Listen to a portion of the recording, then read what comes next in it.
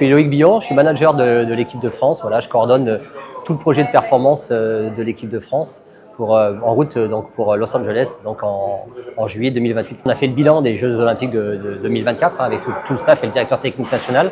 On a pris le temps pendant l'hiver dernier et le printemps, jusqu'au printemps, pour vraiment poser, on va dire, ce qui fonctionnait bien, parce qu'on est ressorti avec 2 médailles. Voilà, donc ça c'était quand même important donc, de ce bilan, mais on savait aussi qu'on avait le potentiel de faire plus, et c'est toute l'ambition qu'on a pour 2028. Donc on a posé les choses et on a fixé des axes prioritaires, on va dire, pour lancer la campagne de 2028 sur l'année 2025 avec cette équipe de France. C'est des axes de travail collectif. On a aussi de se préparer spécifiquement. Alors, c'est pas qu'on avait oublié de travailler spécifiquement sur les Jeux Olympiques, mais par contre, le fait qu'il y ait les Jeux à la maison, ça nous a amené d'autres perspectives, d'autres travaux sur la dimension mentale, sur le public, sur les sollicitations. Il y a aussi des axes sur la partie vitesse. On a renforcé les engins, la cellule performance des engins. Voilà, donc tous ces axes-là ont été ciblés. Le travail hommes et femmes.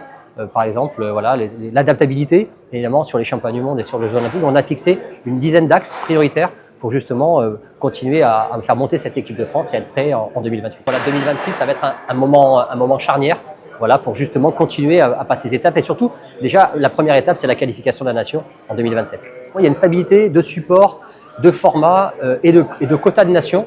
On repart, le CIO et le World Sailing ont obtenu le même nombre de séries et de quotas de représentants des nations en 2028. Donc ça, c'est déjà une première chose. Il y a quelques petits réglages qui ont été faits justement sur les formats de course, sur les finales. Donc pour les kites et les planches à voile, il y a des réglages qui sont en train de se faire. Donc sur les demi-finales, les quarts finales et les finales. Et sur la partie bateau, on est sur une finale avec 2 courses spécifiques et une finale à 4. Donc ça, c'est un petit peu la nouveauté. Il y aura des ajustements, il y aura des tests qui vont être faits sur l'année 2026 et 2027 pour être vraiment opérationnels pour les Jeux Olympiques de 2028. Il y a juste les formats, justement. Au regard de ce qui s'est passé, on va dire, aux Jeux à Marseille, justement, sur le plan télévisuel, sur le plan retombé, il fallait justement qu'on donne plus de lisibilité. C'est ce qui est en train de se faire. Donc maintenant, il faut qu'on teste tous ces formats-là pour les 2 prochaines années sur les championnats du monde et les championnats d'Europe, pour que justement à Los Angeles, on soit prêt et que surtout ça soit très télévisuel pour l'ensemble du public. On a la chance d'avoir des championnats à la maison, comme on dit. On a déjà une épreuve de Coupe du Monde, une Sailing Grand Slam qui est hier, donc fin avril. Donc ça déjà, le public peut venir rejoindre l'équipe de France et bien sûr cette épreuve qui est une étape importante dans la préparation estivale de nos athlètes. Et puis pour nous, on aura le championnat du monde en France pour les 3 disciplines que sont le NACRA 17, le 49er et le 49er FX.